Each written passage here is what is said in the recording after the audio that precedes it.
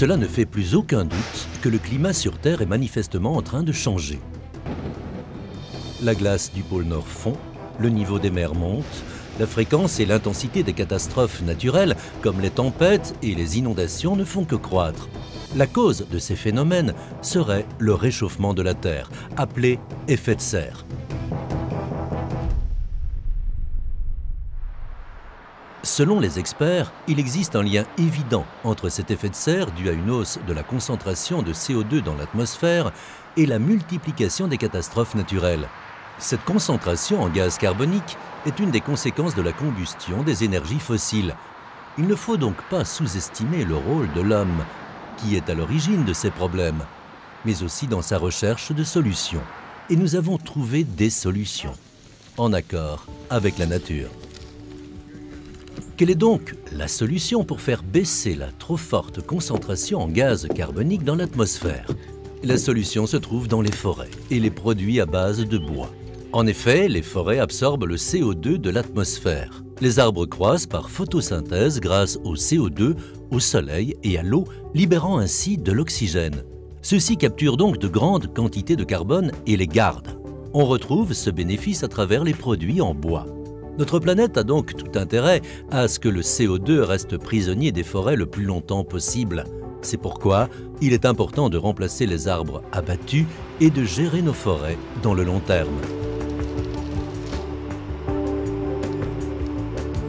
Le CO2 absorbé par l'arbre subsiste durant toute la durée de vie du bois.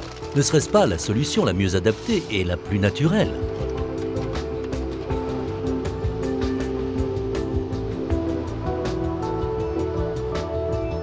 Prenons par exemple les panneaux à base de bois. Ils sont disponibles dans toutes les formes et mesures possibles et stockent en masse le CO2 pendant de nombreuses années. Il faut savoir que dans 1 mètre cube de panneaux à base de bois, on emprisonne 900 kg de CO2. Les panneaux à base de bois ont de nombreuses applications dans la construction. Par exemple, dans les ossatures de bâtiments très économes en énergie, dans le revêtement de sol et de murs, dans les éléments de toiture. Mais ils sont également utilisés pour les aménagements intérieurs, pour l'ameublement par exemple. Ce ne sont que des produits durables. Aucun arbre n'est abattu pour produire des panneaux à base de bois. En effet, les arbres coupés prennent la direction de la scierie pour être transformés en bois pour les produits destinés à l'intérieur et à la construction. Les produits résiduels issus du sciage sont parfaitement adaptés à la production de panneaux à base de bois. De même, un bois d'un petit diamètre qui ne peut être débité est transformé en copeaux ou défibré. À la fin de leur vie, les éléments en bois trop vieux sont récupérés et recyclés. De nouveaux panneaux à base de bois sont d'ailleurs fabriqués à partir de ces éléments. Leur durée de vie est ainsi prolongée, le CO2 reste donc stocké plus longtemps. Les plus petites particules de bois non utilisables peuvent être employées au terme de leur vie pour l'électricité verte ou la chaleur verte. D'ailleurs, les entreprises productrices de panneaux à base de bois utilisent depuis longtemps la chaleur verte pour leurs propres besoins en énergie. L'électricité verte est également produite de la même façon et distribuée aux consommateurs.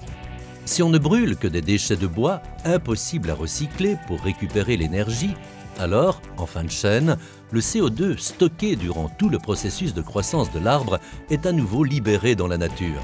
Et, en moyenne, plus de 50 ans plus tard. Mais durant tout ce temps, de nombreux arbres ont poussé. Contrairement aux idées reçues, les forêts européennes connaissent une forte croissance, évaluée à 4 mètres cubes de bois par seconde. La production et la transformation des panneaux à base de bois bénéficient donc d'un cycle CO2 totalement clos. De la capture du gaz carbonique par les forêts, en passant par son stockage dans les produits en bois durant toute leur durée de vie, jusqu'aux émissions de gaz carbonique lors de la production d'énergie renouvelable. Les panneaux à base de bois sont donc parfaitement neutres en CO2 et présentent encore de nombreux autres avantages. Ils ont un excellent pouvoir isolant, leur utilisation est largement diversifiée et offre des possibilités de design très étendues.